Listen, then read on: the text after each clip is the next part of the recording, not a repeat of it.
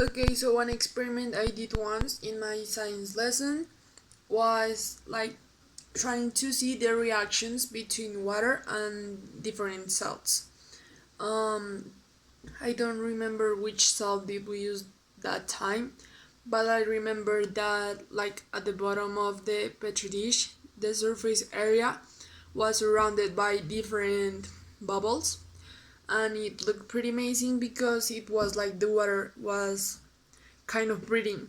So it was pretty amazing for me and all my partners to to see how the bubbles appear just between the reaction of one solid and one liquid.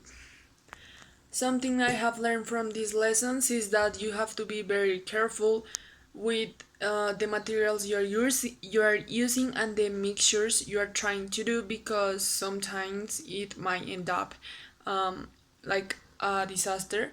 For example, if you don't take the safety measures, you might maybe burn your skin, or something might enter to your eye. So you have to be very careful with all of these things at the moment of doing an experiment, to avoid going to the hospital or anything that could go worse. I think the results of experiment can help people's everyday life by, for example, when you're trying to mix something in your house and you don't really know how that might end up. For example, a reaction of potassium and water, that thing is going to blow up, like it's going to explode, and of course you're going to be injured. But we don't know, for example, with things in our house. So maybe the results of these experiments will help us to avoid having injuries in our houses, going to hospitals, burns in our skin. Also, it might give us like different life hacks. It's an example like if you burn your skin, you can use eggs to cure your burn. So these kind of things might help us in different situations in our daily life. The view that is necessary for animals to be used in experiments. Well, I know that some animals have like a similar a similar organism to the humans, but not because of that you have to use animals in order to make an experiment or to get a result. It's like if I was using another person to try some experiment, for example, of a drug, the person might end up dead, and you like it's alive. So I think that's pretty bad.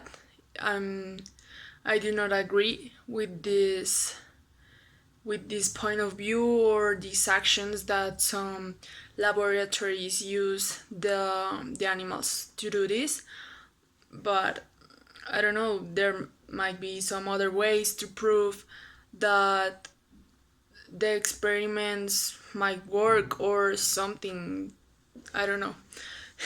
And suggesting that without experiments our world will never progress. Well, I'm agree with this because, for example, when I think it was in World War I or II, I don't remember, but when they created the nuclear bombs, well, I know that it's not like a good thing for the society because it's killing people, and you really have to use this in a good way, not in a bad way, like for vengeance and all of that. Well, not in that way, in a good way, in a positive way.